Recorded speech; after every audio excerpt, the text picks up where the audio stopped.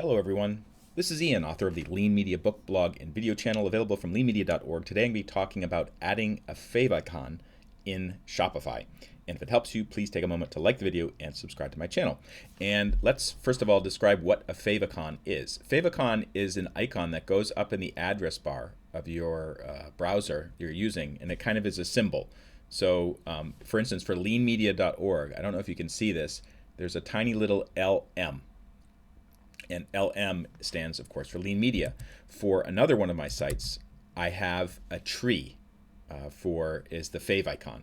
And a lot of people, when they create their sites, they'd actually forget to add a favicon if they're using WordPress or Shopify or any other site.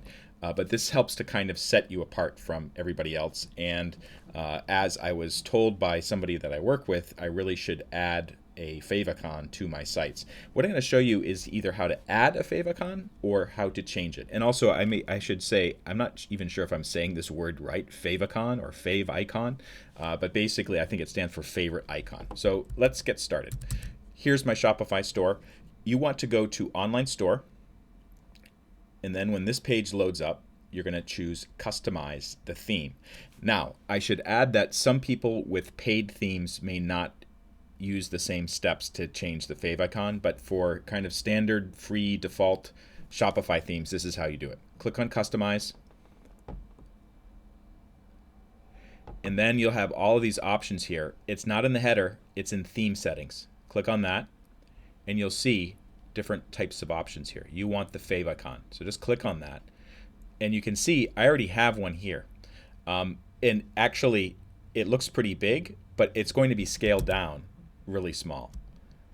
Look at that. That's about it's 32 by 32 pixels or something. You can't even really make out any details even when I blow it up. So it kind of blurs together. But this is actually the symbol that I use on the website. So this is a suitable one. So what I did is I uploaded this particular image. I think it was like 500 by 500 pixels, and it says it will be scaled down to 32 by 32 px. Now, if this was blank, or if you want to change it, you just click on change image, or I could just do remove image, and then I would select the image.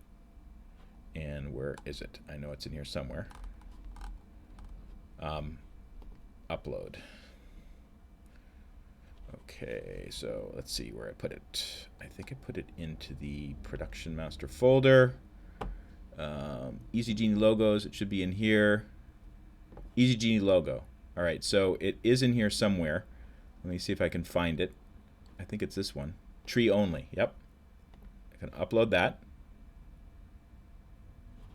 Select, make sure it's selected, then click select. And there it is. And then hit save up here, and then that will appear. Also note that you have the option of using some sort of free logo or free image, or any image you want, really. Shopify doesn't stop you from doing it as long as it's not too big. But it should be something that matches the brand of your store, and hopefully something you're already using.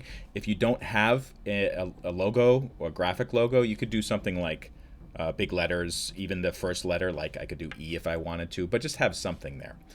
For more information on how to get the most out of Shopify, Amazon, all these different selling tools, check out my video channel on YouTube. Subscribe to it, like this video if it helped. And you can also go to leanmedia.org, click on video, and you can see my videos here. You can also see my video about what is Lean Media. This is Ian Lamont. Hope this helped out. Talk to you later.